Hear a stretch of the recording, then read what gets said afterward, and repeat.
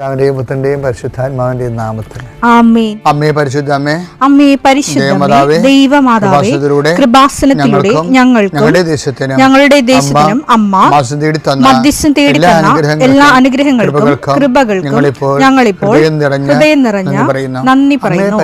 അമ്മേ പരിശുദ്ധമേ, ദൈവമാതാവേ, 2004 ഡിസംബർ 7 ഉച്ചകഴിഞ്ഞ് 2:30 കൃപാസനത്തിൽ സംഭവിച്ച അമ്മയുടെ പ്രത്യക്ഷപ്പെടലിനെക്കുറിച്ച് തിരുസഭയ്ക്ക് സമർപ്പിച്ചിരിക്കുന്ന പഠനരേഖകളുടെ മേൽ സഭാത്മകമായ പഠനം ആരംഭിക്കുവാൻ ഞങ്ങൾ പ്രാർത്ഥിക്കുന്നു. അമ്മേ പരിശുദ്ധമേ, ഭൂസ്വർലോകങ്ങളുടെ രാജ്ഞിയായ അങ്ങേയ്ക്ക് ഭൗമസംരക്ഷണത്തിനായി പ്രപഞ്ചപ്രകൃതിയെ തന്നെ തിരുസഭ പ്രതിഷ്ഠിക്കുവാൻ ഈ പ്രത്യക്ഷീകരണം വഴി ഇടയാക്കണമേ. പരിശുദ്ധമേ, ജപമാല മാതാവേ, സകല കൃപാസനം പ്രാർത്ഥനയോടും ചേർത്ത് ഞങ്ങളിപ്പോൾ പ്രാർത്ഥിക്കുന്ന ഈ കുടുംബത്തിന്റെ പ്രത്യേക നിയോഗം മക്കളെ, അമ്മയുടെ പ്രത്യക്ഷീകരണത്തിന്റെ ഈ അനുഗ്രഹവേളയിൽ ഞങ്ങൾക്ക് സാധിച്ചു തരുവാൻ കനിയണമേ. ആമേൻ. വിശ്വാസ പ്രമാണം. സർവശക്തനായ പിതാവും ആകാശത്തിന്റെയും ഭൂമിയുടെയും സൃഷ്ടാവുമായ ദൈവത്തിൽ ഞാൻ വിശ്വസിക്കുന്നു.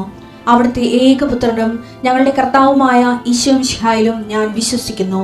ഈ പുത്രൻ പരിശുദ്ധാത്മാവിനാൽ ഗർഭസ്ഥനായി കന്യകാമറിയത്തിൽ നിന്ന് പിറന്ന് പൊന്തിയോസ് പീലാത്തോസിന്റെ കാലത്ത് പീഡകൾ സഹിച്ച് കുരിശിൽ തറയ്ക്കപ്പെട്ട് മരിച്ച് അടക്കപ്പെട്ട് പാതാളങ്ങളിൽ ഇറങ്ങി മരിച്ചവരുടെ ഇടയിൽ നിന്ന് 3-ാം നാൾ ഉയർത്ത് സ്വർഗത്തിലേക്ക് എഴുന്നള്ളി സർവശക്തിയുള്ള പിതാവായ ദൈവത്തിന്റെ വലതുഭാഗത്തിരിക്കുന്നു. അവിടെ നിന്ന് ജീവിക്കുന്നവരെയും മരിച്ചവരെയും വിധിക്കുവാൻ വരുമെന്നും ഞാൻ വിശ്വസിക്കുന്നു. പരിശുദ്ധാത്മാവിലും ഞാൻ വിശ്വസിക്കുന്നു. വിശുദ്ധ കത്തോലിക്കാ സഭയിലും പുണ്യവാന്മാരുടെ ഐക്യത്തിലും പാപങ്ങളുടെ മോചനത്തിലും ശരീരത്തിന്റെ ഉയർപ്പിലും നിത്യമായ ജീവിതത്തിലും ഞാൻ വിശ്വസിക്കുന്നു. ആമേൻ. സുഖസ്ഥനായ ഞങ്ങളുടെ പിതാവേ, അങ്ങയുടെ നാമം പൂജിതമാകണമേ. അങ്ങയുടെ രാജ്യം വരണമേ. അങ്ങയുടെ തിരുമനസ് സ്വർഗത്തിലെ പോലെ ഭൂമിയിലുമാകണമേ. അന്നു വേണ്ടുന്ന ആഹാരം ഇന്ന് ഞങ്ങൾക്ക് തരണമേ.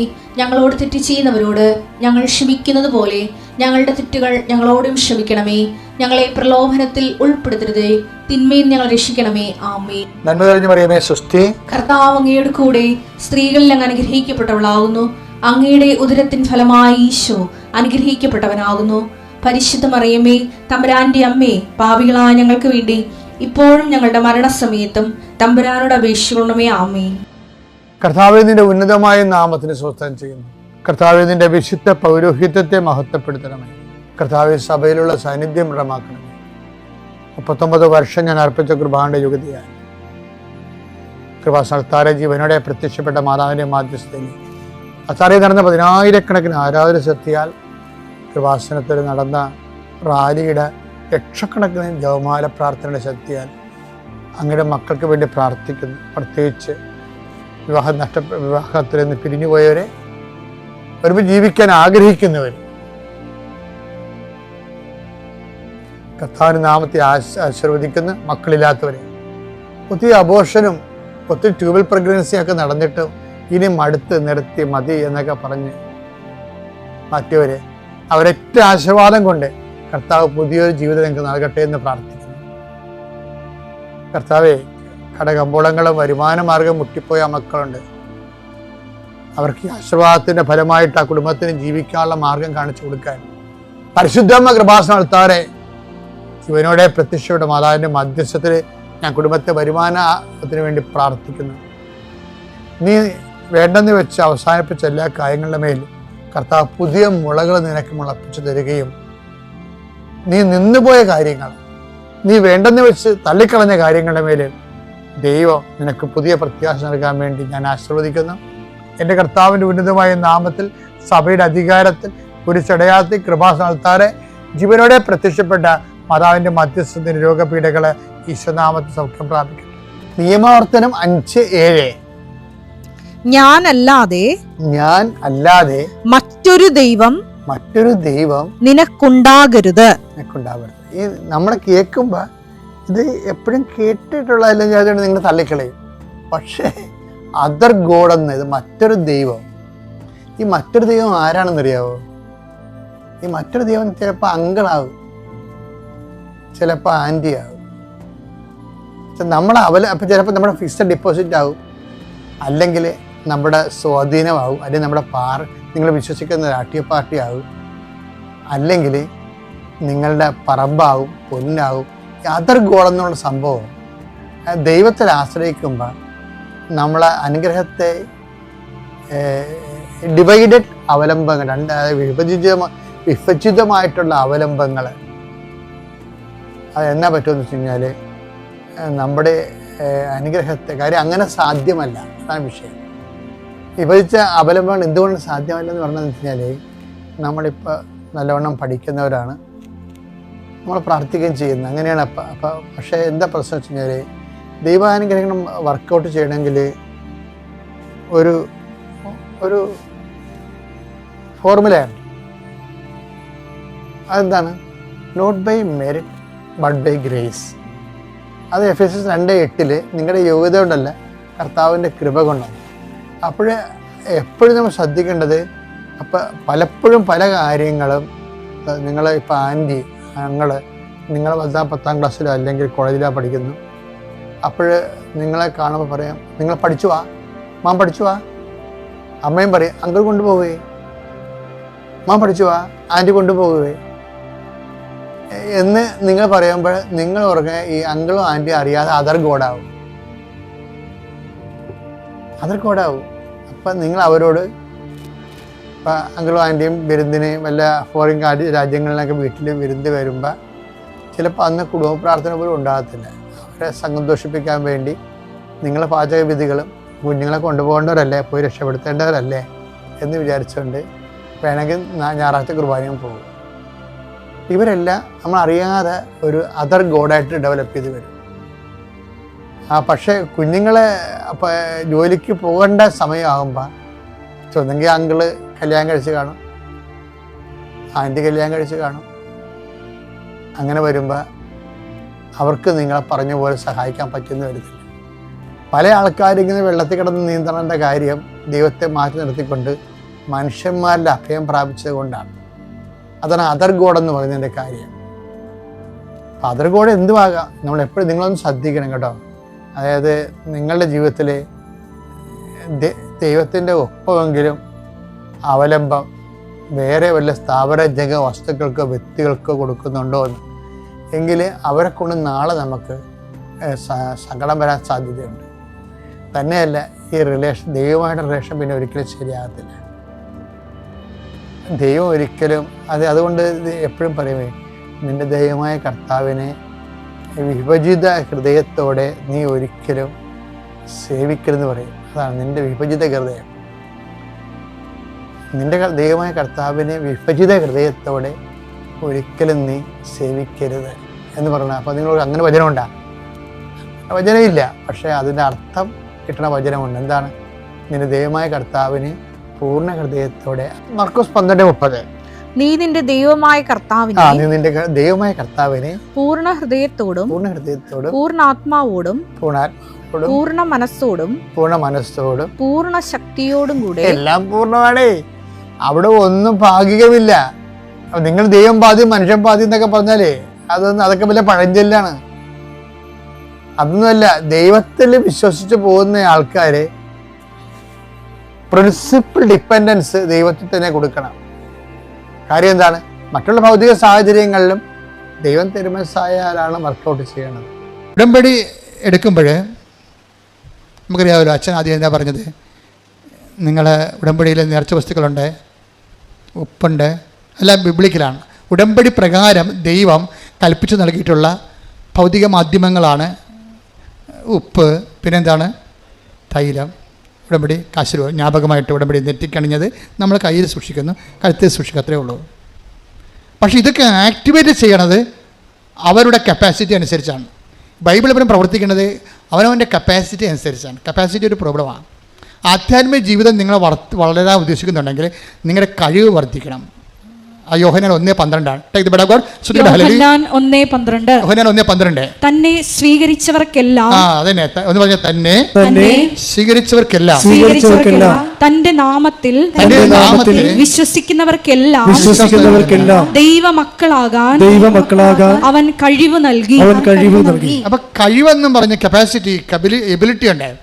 ഈ എബിലിറ്റി ഇന്നിപ്പോൾ ഞായറാഴ്ചയാണ്, ഞായറാഴ്ചത്തെ എബിലിറ്റി പോരാ, തിങ്കളാഴ്ച ഇത് വളരണം. ഇത് വളർന്നില്ലെങ്കിൽ പിന്നെ എന്താണുള്ളത്? സ്റ്റാറ്റിക്കായിട്ടുള്ള അവസ്ഥയില്ല, പിന്നെ കോട്ടമാണുള്ളത്. വളർന്നില്ലെങ്കിൽ തളർച്ചയുള്ളത്. അതെപ്പോഴും നിങ്ങൾ ശ്രദ്ധിക്കണം. ഇതിനകത്ത് ഒരു സ്റ്റാറ്റിക്കായിട്ടുള്ള ഒരു കേവലം നിലനിൽപ്പില്ല. വളർച്ച എന്ന് പറഞ്ഞു പോയാൽ പിന്നെ എന്താണ്? വളർന്നില്ലെങ്കിൽ പിന്നെന്താണ്? പിന്നെ മുരടിപ്പ് എന്നാണ് പറയണത്, അല്ലേ? അത് തളർച്ചയാണ്. വളരാത്തൊരു വസ്തു എന്താണ്? മുരടിച്ച് നിൽക്കണം എന്ന് പറയും. എന്നുവെച്ചാൽ അത് തളർച്ചയാണ്. അപ്പോൾ ഇത് മുന്നോട്ടായി നമുക്ക് പോകാൻ പറ്റത്തുള്ളൂ ഉടമ്പടിയിലൂടെ. അല്ലാതെ ഇന്ന് കുറച്ച് പ്രാർത്ഥിച്ച് നാളെ 2 കല്യാണത്തിൽ പോയി ബിരിയാണി ഇടിച്ചിട്ട് വെള്ളം ഒടിച്ച് പിന്നെ അടുത്ത ആഴ്ച പോയി കുമ്പസാരിച്ച് പിന്നെ പ്രാർത്ഥിച്ചപ്പോൾ ഉടായിപ്പാണെന്ന് ദൈവത്തിന് നിങ്ങൾക്ക് പറ്റേണ്ട ഒരു അബദ്ധം എന്താണെന്നറിയാമോ? ദൈവത്തെ പൊട്ടം കളിച്ചിട്ട് ആക്കിയിട്ട് സ്വന്തമായിട്ട് പൊട്ടനാവും. നിങ്ങൾ ഉടമ്പടിയെ എടുക്കാൻ തീരുമാനിക്കുമ്പോൾ തന്നെ എന്തുകൊണ്ടാണ് കുറേ ആൾക്കാർ പെട്ടെന്ന് ദൈവം ഇടപെടാൻ തുടങ്ങുന്നത്? ഉടമ്പടി എടുക്കാൻ അവർ വന്നിട്ടില്ല, ഇവിടെ ആലപ്പുഴ കണ്ടിട്ടില്ല. ദൈവത്തിൻ്റെ ഒരു സ്വഭാവം അറിയാമല്ലോ. അതായത് നിങ്ങളെ സത്യസന്ധരാണെങ്കിൽ ദൈവം ഏത് മാർഗം ഉപയോഗിക്കും. കഴിഞ്ഞ ദിവസം ഒരു സാക്ഷി ഇവിടെ ഉണ്ടായിരുന്നു. അപ്പോൾ അവരെ ദൂരെയുള്ളവരാണ്, അവർക്ക് ഇവിടെ വരണം, പക്ഷേ ആലപ്പുഴ കണ്ടിട്ടില്ല. ആലപ്പുഴ വന്നിട്ടില്ല. ഇപ്പോൾ ആലപ്പുഴ വന്നിട്ട് അവരെങ്ങോട്ട് പോകണമെന്ന് അറിയാൻ പാടില്ലാതെ ചോദിച്ചവർക്കൊന്നും അറിയാൻ പാടില്ല.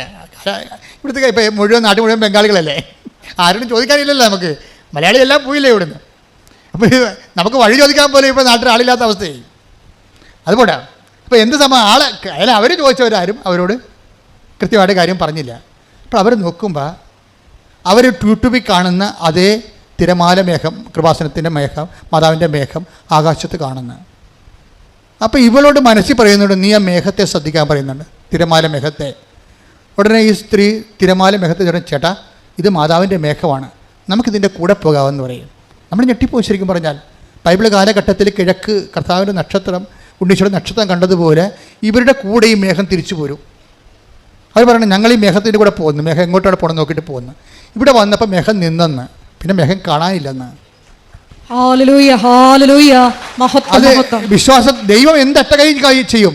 നമുക്ക് ഉടമ്പടി ലോകത്തേക്ക് ലോകത്തിന് വേണ്ടി ദൈവം ഉദ്ഘാടനം ചെയ്തിരിക്കുന്നതാണ്. മാതാവ് സമയഘടികാരം നെഞ്ചിച്ചാർത്തി പ്രത്യക്ഷപ്പെട്ടുകൊണ്ട് ദുരന്തകാലത്ത് ദൈവിക പദ്ധതിയായിട്ട് ഉടമ്പടി ഓപ്പൺ ചെയ്തിരിക്കുന്നതാണ്. ഇനി ദൈവം ഇതിനോട് സത്യസന്ധത കാണിക്കുന്നത് ആരാണ്? അവരോടെല്ലാം ദൈവത്തിൻ്റെ തനിനിറം കാണുവർ. ദൈവം എന്ത് ചെയ്യാൻ തയ്യാറാവും? അവരോടെ കൊണ്ടുവന്നാക്കി അവർ സാക്ഷ്യം പറയുമ്പോഴല്ലേ നമ്മളറിയണം ഇങ്ങനെയൊക്കെ സംഭവിച്ചെന്ന്. സാക്ഷ്യം പറയുമ്പോഴാണ് നമ്മൾ അറിയണത് ഇങ്ങനെയൊക്കെ സംഭവിച്ചെന്ന്. അപ്പോൾ ഇങ്ങനെയൊക്കെ സംഭവിക്കും. അത് ബൈബിളിൽ മാത്രമല്ല, ബൈബിളിൽ നടക്കുന്നതിനേക്കാൾ, അതായത് നമ്മൾക്കിതിൻ്റെ ജ്ഞാനസൂത്രങ്ങൾ അറിയണം. ഉടമ്പടിയുടെ ഒരു നോ ഹൗ അറിഞ്ഞു കഴിഞ്ഞാൽ അതനുസരിച്ച് ഷാർപ്പ് ഷൂട്ട് ചെയ്ത് കഴിഞ്ഞാൽ നമുക്ക് ഹെവി ഡ്യൂട്ടി ചെയ്യാൻ പറ്റും. ഹെവി ഡ്യൂട്ടി എന്നൊക്കെ പറയുമ്പോൾ നിങ്ങൾക്കറിയാം, ഇപ്പോൾ ഹെവി ഡ്യൂട്ടി ചെയ്യണ എന്ത് സംഭവമാണ്? JCB ആണ് ഹെവി ഡ്യൂട്ടി ചെയ്യണം, അല്ലേ? തെങ്ങൊക്കെ പണ്ട് ആനയെ കൊണ്ടുവന്ന് നമ്മൾ തെങ്ങ് പറപ്പിക്കുമായിരുന്നു. ഇപ്പോൾ JCB അങ്ങോട്ടും ഇങ്ങോട്ടും മുട്ടി പറിച്ച് കൃത്യമായിട്ട് 1 മണിക്കൂറോട് പണിയെല്ലാം കഴിയും. ഹെവി ഡ്യൂട്ടി എന്ന് പറയും അതിനെ. ഉടമ്പടിയുടെ ഒരു പ്രത്യേകത ഇങ്ങനെ ഹെവി ഡ്യൂട്ടി ചെയ്യണമാണ്. നിൻ്റെ ഡ്യൂട്ടി നിലവിലുള്ള പ്രാർത്ഥനാക്രമങ്ങൾ കൊണ്ട് നടന്നില്ലെങ്കിൽ പിന്നെ പുൾ ഔട്ട് ചെയ്യാനുള്ള മാർഗം ഉടമ്പടിയാണ്. ഞാൻ ഈ ഉടമ്പടി നേർച്ച ദിവസങ്ങളെ കുറിച്ച് പറഞ്ഞാൽ എന്താണെന്ന് അറിയാമോ? ഒരിക്കലും ഞാൻ ഈ അമ്പലപ്പുഴ ഇടവകയിരിക്കുന്നു, അമ്പലപ്പുഴ സെൻറ് തോമസ് പള്ളി. അപ്പം ഞാനവിടെ ഒരു 6 കൊല്ലം ഇരുന്നു. 6 കൊല്ലം ഇരിക്കുന്ന സമയത്ത് ഒരു ദിവസം വർഗീസ് എന്ന് പറഞ്ഞ സഹോദരൻ, അവിടുത്തെ ഗ്രിഗോറിയസ് പള്ളിയിലെ സഹോദരൻ എൻ്റെ അടുത്ത് വന്നു. അദ്ദേഹം അമ്പലപ്പുഴ ഹോസ്പിറ്റലിൽ വന്ന കുഞ്ഞിനെയും കൊണ്ട്. കുഞ്ഞിനെന്തോ ഒക്കെ അമീബിക്കായിട്ടുള്ള എന്തോ പ്രശ്നമുള്ളതുകൊണ്ട് കുഞ്ഞിനെ കാണിക്കാൻ വന്നു. കുഞ്ഞിനെ അസുഖം തീരണില്ല.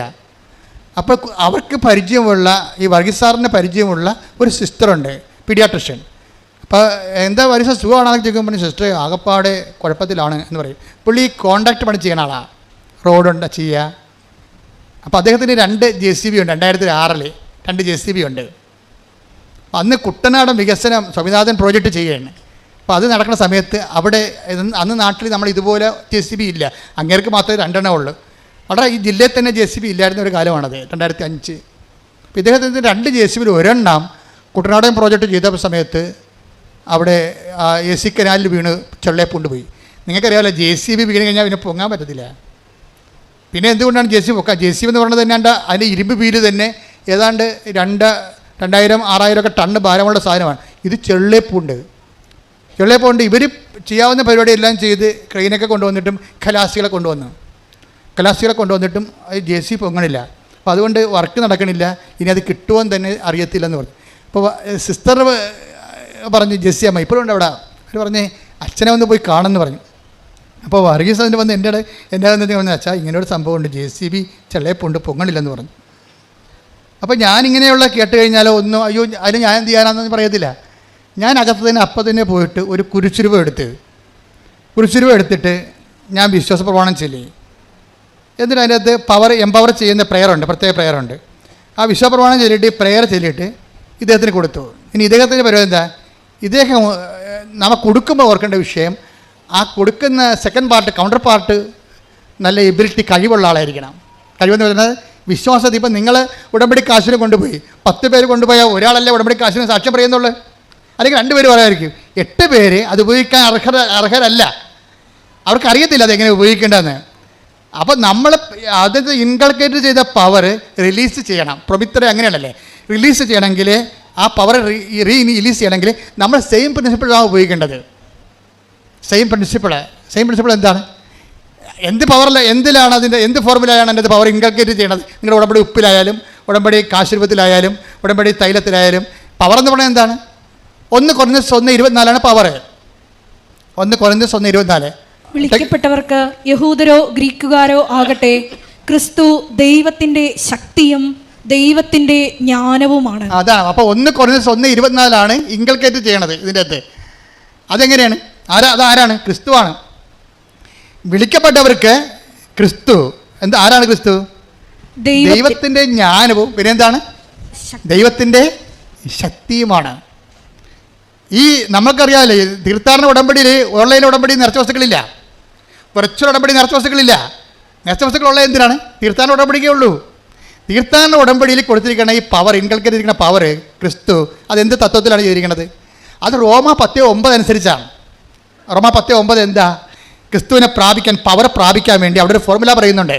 റോമ 10:9 ആകയാൽ പറഞ്ഞേ, ആകയാൽ യേശു കർത്താവാണ് എന്ന് അധരം കൊണ്ട് ഏറ്റുപറയുകയും ദൈവം അവനെ മരിച്ചവരിൽ നിന്ന് ഉയർപ്പിച്ചു എന്ന് ഹൃദയത്തിൽ വിശ്വസിക്കുകയും ചെയ്താൽ നീ രക്ഷ പ്രാപിക്കും. രക്ഷ ആണ് പ്രാപിക്കേണ്ടത് അല്ലേ? നമുക്ക് പ്രാപിക്കേണ്ടത് എന്താണ്? രക്ഷ. രക്ഷ എന്ന് പറഞ്ഞത് ആരാ? ക്രിസ്തു. 2:30 എടുത്ത് ലുക്ക 2:30 ശ്രദ്ധിക്കട്ടെ. ഹല്ലേലൂയ ഹല്ലേലൂയ ഹല്ലേലൂയ ഹല്ലേലൂയ യേശുവേ നന്ദി. ഹല്ലേലൂയ ഹല്ലേലൂയ ഹല്ലേലൂയ ഹല്ലേലൂയ ഹല്ലേലൂയ ഹല്ലേലൂയ ലുക്ക 2:30 എന്തെന്നാൽ സകല ജനതകൾക്കും വേണ്ടി അങ്ങ് ഒരുക്കിയിരിക്കുന്ന രക്ഷ എന്റെ കണ്ണുകൾ കണ്ടു കഴിഞ്ഞു. അപ്പൊ ശെമയോൻ ദീർഘദർശിയുടെ കയ്യിൽ ഈശോനെ അമ്മമാതാവ് കൊടുക്കുമ്പോഴാണ് ശെമയോൻ ഇത് പറയണത്. അമ്മമാതാവ് ഈശോനെ കൊടുക്കുമ്പോൾ ഈശോ ആരാണ്? കത്തോലിക്കന് മാത്രമുള്ളതല്ല, CSCക്കാരനും പെന്തക്കോസുകാരനും മാത്രമുള്ളതല്ല, മുസ്ലിംസിന് മാത്രമുള്ളതല്ല, ഹിന്ദുസിന് മാത്രമുള്ളതല്ല, എല്ലാ പാർസികൾക്കും ചൈനക്കാർക്കും എല്ലാം വേണ്ടിയുള്ളതാണ്. സകല മനുഷ്യർക്ക് പറഞ്ഞ് സകല മനുഷ്യർക്ക് വേണ്ടിയുള്ള രക്ഷ ഞാൻ എൻ്റെ കണ്ണുകൊണ്ട് കണ്ടിരിക്കുന്നു. അപ്പൊ ശെമയോൻ കണ്ട സകല മനുഷ്യർക്ക് വേണ്ടിയുള്ള രക്ഷ ആരാണ്? ക്രിസ്തുവാണ്. ക്രിസ്തു ബൈ സബ്സ്റ്റൻസ്, എസൻസ് ആരാണ്? 1 Corinthians 1:24 എന്താണ്? ദൈവത്തിൻ്റെ ജ്ഞാനമാണ്. ദാറ്റ് ഇസ് തിയറി, സിദ്ധാന്തം.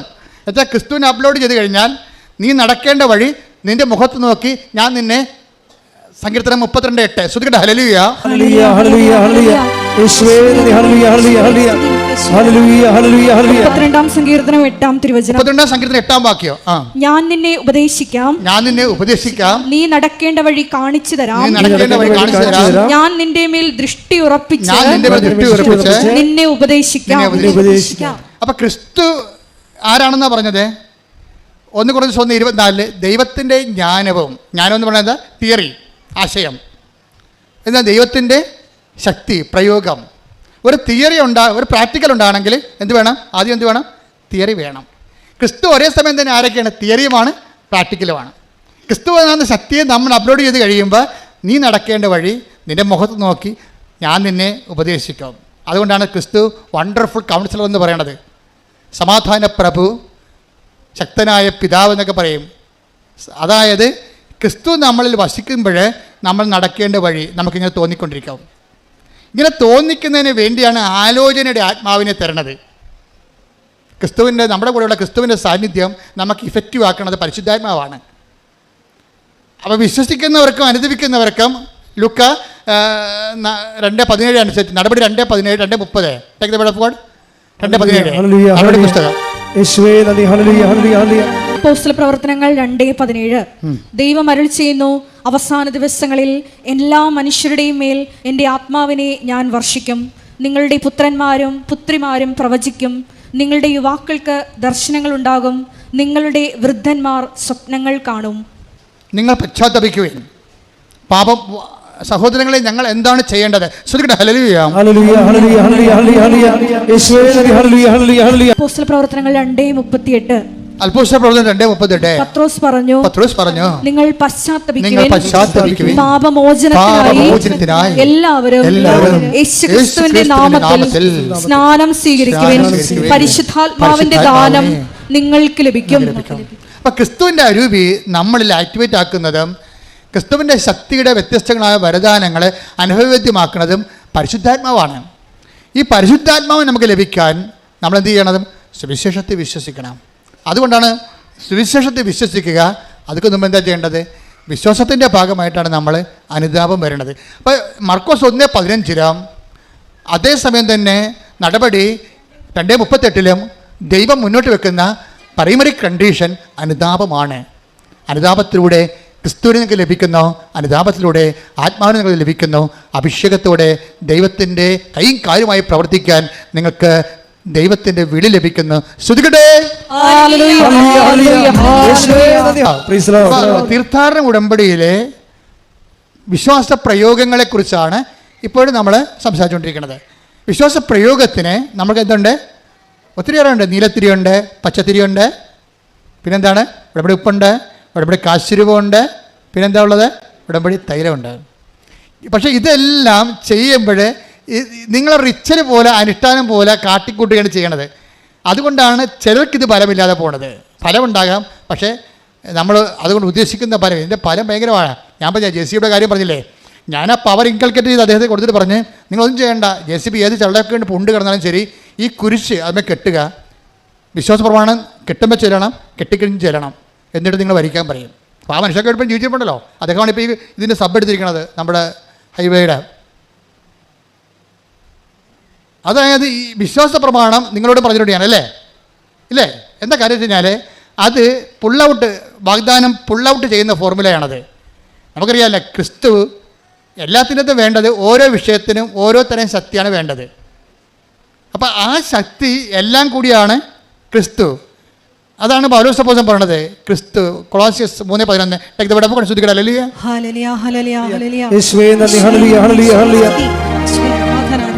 ക്രിസ്തു എല്ലാമാണ്, എല്ലാവരിലുമാണ്. അതാണ് സംഭവം. എന്ന് പറഞ്ഞേ, ക്രിസ്തു എല്ലാമാണ്, എല്ലാവരിലുമാണ്.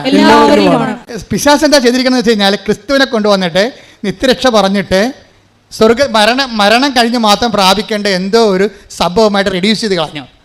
എന്നിട്ട് ഇവിടെ ക്രിസ്തുവിനെ സ്വീകരിച്ച ക്രിസ്ത്യാനിയും കുറിച്ചിട്ടുകൊണ്ട് വെള്ളം ഒടിച്ചു നടക്കുകയാണ് വെളിവില്ലാതെ. See what is happen? നമ്മുടെ ജീവിതത്തിൻ്റെ എല്ലാ മണ്ഡലങ്ങളും ക്രിസ്തുവിനെ നമ്മൾ പ്രയോഗിപ്പിച്ചിട്ടില്ല. പക്ഷേ ബൈബിളിൽ നൽകുന്ന ക്രിസ്തു ആരാണ്? കൊളോസ്യസ് 3:11 എന്താണത്? ഏറ്റു പറഞ്ഞേ, ക്രിസ്തു എല്ലാമാണ്, എല്ലാവരിലുമാണ്. അപ്പൊ എല്ലാമാണെന്ന് പറയുമ്പോൾ തന്നെ നമുക്ക് മനസ്സിലായി ഐഹികമുണ്ട്, പാരത്രികമുണ്ട്. അതിൻ്റെ അകത്ത് ഈ ഭൂമിയിൽ എന്തെല്ലാം പ്രശ്നമുണ്ടെങ്കിലും ക്രിസ്തു അത് കൈകാര്യം ചെയ്യും. ഞാനിവിടെ എന്താ പറഞ്ഞിരിക്കുന്നത്? നിങ്ങൾ JCB റോപ്പ് കെട്ടിയിട്ട്, ഇരുമ്പ് റോപ്പാ കുരിശുരൂപം കെട്ടിയിട്ട് വിശ്വപ്രമാണം ചൊല്ലി കെട്ടണം. വിശ്വപ്രമാണം ചൊല്ലി കെട്ടുമ്പോൾ എന്താ സംഭവിക്കുന്നത്? വിശ്വപ്രമാണം എന്ന് പറഞ്ഞാൽ എന്താണ്? അതിൻ്റെ ടാബാണ് നിങ്ങൾക്ക് തന്നിരിക്കുന്നത്. ടാബ്ലറ്റ് നമ്മൾ പറഞ്ഞില്ലേ, ഇപ്പം മീൻ എണ്ണ എന്നൊക്കെ പറയുമ്പോൾ വലിയൊരു മീനിന് അതിൻ്റെ വിറ്റാമിൻസ് എക്സ്ട്രാക്ട് ചെയ്തിട്ടാണ് മീൻ ഗുളിക ഉണ്ടാക്കുന്നത്. ഇതുപോലെ ആത്മീയ വിറ്റാമിൻ്റെ എല്ലാം മീൻ ഗുളിക പോലെയുള്ള ഒരു ഗുളികയാണ്, ക്യാപ്സൂളാണ് വിശ്വപ്രമാണം. അതിനകത്ത് ഇൻക്ലൂഡ് ചെയ്തിരിക്കുന്നത് എന്താ ചെയ്തിരിക്കുന്നത്? യേശു കർത്താവാണെന്ന് അതരം കൊണ്ട് ഏറ്റു പറയും. യേശു കർത്താവാണെന്ന് അതരം കൊണ്ട് ഏറ്റു പറയണതും ഒന്ന് പറഞ്ഞ യേശു കർത്താവാണെന്ന് അതരം കൊണ്ട് ഏറ്റുപറയുകയും ദൈവം അവനെ മരിച്ചവരിൽ നിന്ന് ഉയർപ്പിച്ചെന്ന് ഹൃദയത്തില് വിശ്വസിക്കുകയും ചെയ്യും. അപ്പോഴ് രക്ഷ ക്രിസ്തുവിനെ പ്രാപിക്കുന്നു. അതാണ് ഫോർമുല. അതാണ് എന്താണ്? യേശു കർത്താവാണെന്ന് നമ്മൾ അതരം കൊണ്ട് ഏറ്റു പറയണം. അതാണ് വിശ്വാസപ്രമാണം ചെല്ലാൻ പറയണത്. വിശ്വാസപ്രമാണം മൊത്തം ചെല്ലുമ്പോൾ അതിൻ്റെ എക്സ്ട്രാക്ട് എന്ന് പറഞ്ഞാൽ എന്താ? യേശു കർത്താവാണ്. പിന്നെന്താണ്? ദൈവം അവനെ മരിച്ചൊന്ന് ഉയർപ്പിച്ചു. അതിന് ചരിത്രമാണത്. ചരിത്രം എന്ന് പറയാൻ കാര്യം എന്താണ്? ചരിത്ര പുരുഷന്മാരെ അവതരിപ്പിക്കുന്നുണ്ട് വിശ്വാസപ്രമാണം. പന്തിയോസ് പൈലാത്തോസിൻ്റെ കാലത്ത് പറയും, കന്യാമറിയത്തിൽ നിന്ന് ശരീരം ധരിച്ചെന്ന് പറയും. അപ്പം ചരിത്രത്തിലൊരു വ്യക്തിയായി പറഞ്ഞ ദൈവത്തെയാണ് വിശ്വാസപ്രമാണം അവതരിപ്പിക്കുന്നത്. കൈയടിച്ച് ശ്രദ്ധിക്കട്ടെ. പരിശുദ്ധ പരമദിവ്യകാരുണ്യത്തിന്. അതായത് ഇവിടെ ലിങ്കിങ്ങും ലൂപ്പിങ്ങും വരുന്ന രണ്ട് വചനങ്ങൾ തമ്മിലാണ്. എന്താണ്? അതായത് കൊളോസ്യസ് 3:11 എന്താണത്? ക്രിസ്തു എല്ലാമാണ്. അതിൻ്റെ തൽഭവവും തത്സമവും തന്നെയാണ് എന്ത്? ക്രിസ്തു കർത്താവാണെന്നുള്ളത്. റോമ 10:9. അപ്പോൾ റോമ 10:9 ക്രിസ്തു കർത്താവാണെന്ന് പറയണത് നമ്മൾ പറയാതെ പറയണത് ക്രിസ്തു എല്ലാത്തിൻ്റെയും കർത്താവാണ്. അടുത്ത വചനം എന്താണ്? ദൈവം അവന് മരിച്ചവർ ഉയർപ്പിച്ച കൊണ്ട് അവൻ ജീവന്റെയും കർത്താവാണ്. കൈയടിച്ച് ശ്രദ്ധിക്കട്ടെ. ഹല്ലേലൂയ. ഈ ഒരു സംഭവമാണ് യേശു കർത്താവാണ്, യേശു എല്ലാമാണ് എന്ന് നമ്മൾ അധരം കൊണ്ട് ഏറ്റുപറയുന്നു. യേശു കർത്താവാണെന്ന് എന്ന് വെച്ച് കഴിഞ്ഞാൽ എല്ലാത്തിൻ്റെയും കർത്താവ്. JCB ചെള്ളപ്പൂണ്ടാലും മനുഷ്യൻ പരാജയപ്പെട്ടാലും അതിനെ തിരിച്ചെടുക്കുന്ന ശക്തിയും യേശുവിൻ്റെതാണ്. കാര്യം എന്താണ്? ലോകത്തിലെ ബലാബലങ്ങളെല്ലാം സൃഷ്ടിച്ച, ബലനിയമങ്ങൾ സൃഷ്ടിച്ച കർത്താവാണ് ബലനിയമങ്ങളുടെയും കർത്താവ്. അങ്ങനെയാണ് അത് സഞ്ചരിക്കണത്. അപ്പോൾ എന്താ ചെയ്യിക്കണത്? അത് നമ്മൾ പ്രഖ്യാപിക്കണം. അതരം കൊണ്ട് പ്രഖ്യാപിക്കണം, ഹൃദയത്തിൽ വിശ്വസിക്കണം. അതിനാണ് വിശ്വാസപ്രമാണം എന്ന് പറയണത്. വിശ്വാസപ്രമാണം ചിലർ മുട്ടയെന്ന് ചെല്ലും, ചിലർ വിശ്വസിച്ച് ചെല്ലും. പക്ഷേ അതിൻ്റെ കണ്ടൻറ്റ് വൈസ് എല്ലാം കറക്റ്റായിരിക്കണം. അല്ലാതെ വിശ്വാസപ്രമാണം കാണണമെന്നൊക്കെ പറഞ്ഞിട്ടുണ്ട് ചില അമ്മാമ്മമാർ വരില്ല ചൊല്ലി ബോധമില്ലാതെ പറയണമല്ല. അത് കുടുംബപ്രാർത്ഥന ചെല്ലുമ്പോഴൊക്കെ മനസ്സിലാകും. കുടുംബപ്രാർത്ഥനയൊക്കെ വിശ്വാസപ്രമാണം ചെല്ലാൻ കേൾക്കും പറയാൻ പറ്റും. ഇതൊന്നും വിശ്വാസമില്ല, ചുമ്മാ ഞാനാണ് കർത്താവെങ്കിൽ പുറകെ വന്ന് ഇറക്കി അടിക്കുകയുള്ളൂ പിടിച്ച്. അതാ വിശ്വാസപ്രമാണം ചെല്ലുമ്പോൾ അതിൻ്റെ അർഹിക്കുന്നൊരു പവറുണ്ട്. അത് നമ്മുടെ അധരത്തിൽ നിന്ന് പോകുമ്പോൾ അതിൻ്റെ വേര് ഹൃദയത്തിലുണ്ടായിരിക്കണം. അങ്ങനെ വരുമ്പോൾ എന്നാ സംഭവിക്കണത്? ഈ പവർ നമുക്കറിയാമല്ലോ. 1 Corinthians 1:24 ക്രിസ്തു ദൈവത്തിൻ്റെ ജ്ഞാനവും ദൈവത്തിൻ്റെ ശക്തിയുമാണ്. ഈ ശക്തിയാണ് നമ്മളിതിന് ഉപയോഗിക്കുന്നത് വിശ്വാസപ്രമാണത്തിലൂടെ. ഒരു പ്രാവശ്യം വരച്ചുള്ളൂ വർഗീസിൻ്റെ ആൾക്കാർ, 2 പ്രാവശ്യം വരച്ചില്ല. JCB കരക്ക് വന്നത്. ഇതെന്താ പ്രശ്നം വെച്ച് കഴിഞ്ഞാൽ പ്രയോഗമാണ് ഈ പ്രശ്നം. നിങ്ങളുടെ കയ്യിരിക്കുന്ന നേർച്ച വസ്തുക്കളെ ഇതുപോലെ തന്നെ പവറിങ്കൽക്കരുത് ചെയ്തതാണ്. എത്രയോ പ്രാവശ്യം പ്രാർത്ഥിച്ച് അതിന് പ്രത്യേക പ്രാർത്ഥനാ വിധി അനുസരിച്ച് ആണെൻ്റെ പവർ നിങ്ങളത് ഉപയോഗിക്കുമ്പോൾ. പക്ഷേ ഉള്ള പ്രശ്നം എന്ന് വെച്ച് കഴിഞ്ഞാൽ നിങ്ങളീ പല്ല് തേക്കാതെ പുട്ടും കടലും അടിക്കുന്ന കുറേ കമ്പനിക്കാരുണ്ട് ഇതിൻ്റെ അകത്ത്. ഉടമ്പടി ചെയ്യും, കുമ്പസാരമില്ല. ഉടമ്പടി ചെയ്യും, കുളപ്രാർത്ഥനയില്ല. ഉടമ്പടി ചെയ്യും, പരസ്പരം ക്ഷമിക്കത്തില്ല. ഉടമ്പടി ചെയ്യും, അവിടെ IELTS, അവിടെ കാനഡയിൽ പോക്ക്, അവിടെ PR, അവിടെ വസ്തു വിൽപ്പന. ഇത് മാത്രം ജോലി. ഇതാണ് പല്ല് തേക്കാതെ പുട്ടും കടലും അടിക്കുന്ന പാർട്ടി. അപ്പോൾ അത് ദൈവം സത്യസന്ധരല്ലെങ്കിൽ ഉടമ്പടി ചെയ്യാൻ പറ്റത്തില്ല. നിങ്ങൾ ഉടമ്പടിയോട് സത്യസന്ധരായിരിക്കണം.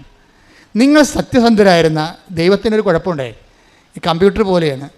ദൈവം സത്യമായത് കാരണം ചെറിയ ഒരു മിസ്റ്റേക്ക് പോലും ഷട്ട് ഡൗൺ ആയി പോകും. സത്യം എന്ന് പറയുമ്പോൾ എനിക്ക് പേടിയാണ്. I am the truth and the way and life എന്നൊക്കെ പറയുമ്പോൾ, ഈ കർത്താവ് സത്യമാണെന്ന് പറയുമ്പോൾ എനിക്ക് പേടി വരും. എന്താ കാര്യം? അവിടെ വേജമില്ലെന്ന് വ്യാഖ്യാനിക്കപ്പെടും. സത്യത്തിൽ വേജത്തിനും ഭയത്തിനും സ്ഥാനമില്ല. അപ്പം സത്യത്തെ സ്നേഹം കൊണ്ട് അനുഭവിച്ച ആളാണ് യോഹന്നാൻ. പറയും സത്യത്തിൽ കളങ്കമില്ല എന്ന് പറയും. അപ്പം നമ്മൾ കളങ്കത്തോടെയാണ് സത്യത്തെ കൈകാര്യം ചെയ്യണമെന്നുണ്ടെങ്കിൽ അതുകൊണ്ടാണ് ഉടമ്പടിയിൽ നിങ്ങൾ 2 ആഴ്ച കൂടുമ്പോഴൊക്കെ കുമ്പസാരിക്കണം. കുമ്പസാരം എന്ന കൂതാശ ഇല്ലാത്തവരെ നിങ്ങൾ മനസ്സാക്ഷിയിൽ വിശുദ്ധി പാലിക്കണമെന്നാണ് ബൈബിൾ പറയണത്.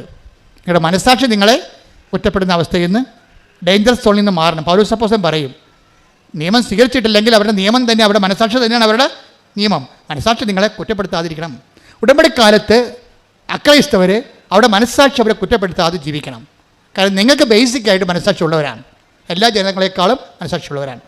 പക്ഷേ നിങ്ങൾ ക്രിസ്തുവിനെ സ്വീകരിക്കുമ്പോൾ നിങ്ങൾ ശരിക്കും അപ്ഗ്രേഡഡായി വരികയാണ്. അതുകൊണ്ടാണ് അക്രൈസ്തവരുടെ സാക്ഷ്യങ്ങൾ ഇടിമിന്നലാകണത്. മറ്റു സാക്ഷ്യങ്ങളെ മിന്നിയിട്ടുണ്ട്. കഴിഞ്ഞ ദിവസങ്ങളിലേ ഞാൻ ശ്രീജി എന്നും പറഞ്ഞൊരു മോളുടെ സാക്ഷ്യം കേട്ടേ. നല്ല സാക്ഷ്യമാണ്. ശ്രീജയുടെ പ്രശ്നം വെച്ച് കഴിഞ്ഞാൽ ശ്രീജയും മക്കളും അമ്മയും കൂടി ഒരു കാറിൽ യാത്ര ചെയ്യുക, ഒരു ട്രക്കിലോ ജീപ്പിലോ യാത്ര ചെയ്യുക, വാഹനത്തിൽ യാത്ര ചെയ്യാൻ